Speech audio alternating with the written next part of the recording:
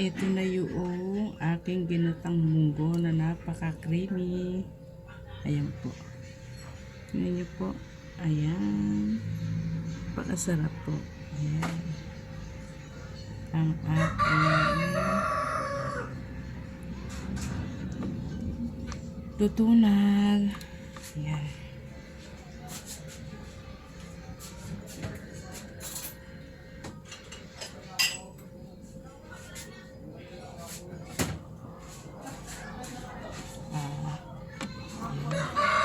Bibigyan ko na yung aking asawa.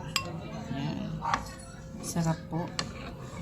Ang sarap ng puto Ilocano na ginatang munggo. Napakainit.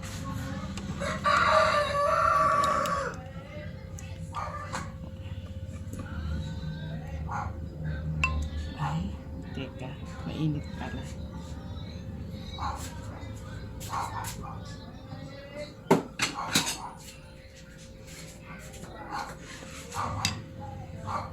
Lagyan ko ng ganito kasi ang init hawakan ng mga kuko. Oh, sarap po. Oh, mainit na mainit pa. Yan. Puto Ilocano. Ginataang munggo po. Ay. Ayan, may tumatawag pa sa akin. Ayan po, ang sarap mga kaibigan. Ang sarap, ginatang munggo, the best puto. Napaka-creamy po niya.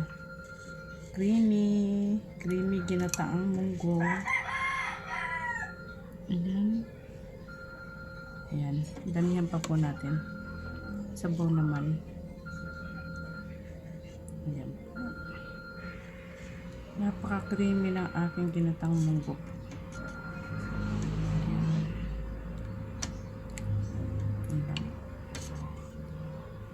Ayan. Ito na po, napakabilis lang magluto. Kung tutuusin. Ayan po, oh, ginatang munggo.